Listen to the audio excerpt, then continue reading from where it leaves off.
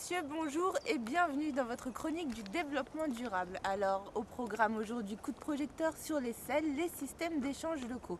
Ce sont des systèmes qui ont été créés pour faciliter les échanges entre particuliers et dans ces systèmes, tenez-vous bien, l'argent a totalement disparu. Nous sommes partis à la rencontre d'Olivia et de Nathalie dans les Yvelines pour qu'elles nous racontent comment ça marche. Olivia et Nathalie, bonjour. Bonjour. Vous êtes membres du SEL de Houille dans les Yvelines. Alors racontez-nous comment ça marche.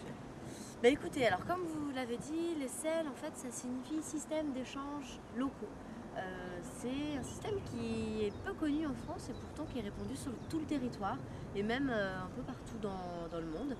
En fait, le principe il est assez simple, c'est de replacer l'homme au cœur des échanges et on a supprimé la valeur monétaire et on l'a remplacé par de l'échange de biens ou de l'échange de compétences, assez simplement. Finalement, une manière de profiter gratuitement d'un tas de choses du quotidien. C'est une nouvelle forme de troc en somme. Voilà, exactement. Et alors vous, concrètement, qu'est-ce que vous échangez?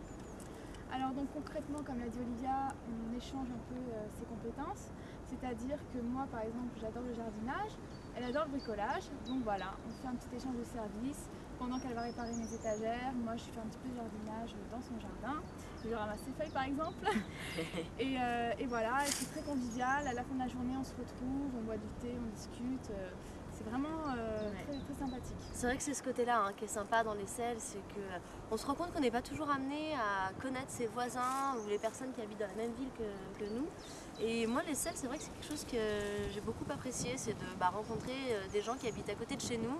Et puis parfois, il y a des liens super sympas qui se tissent. Et puis, c'est un des très bons côtés du SEL. D'accord. Et comment on fait pour s'inscrire alors dans un SEL?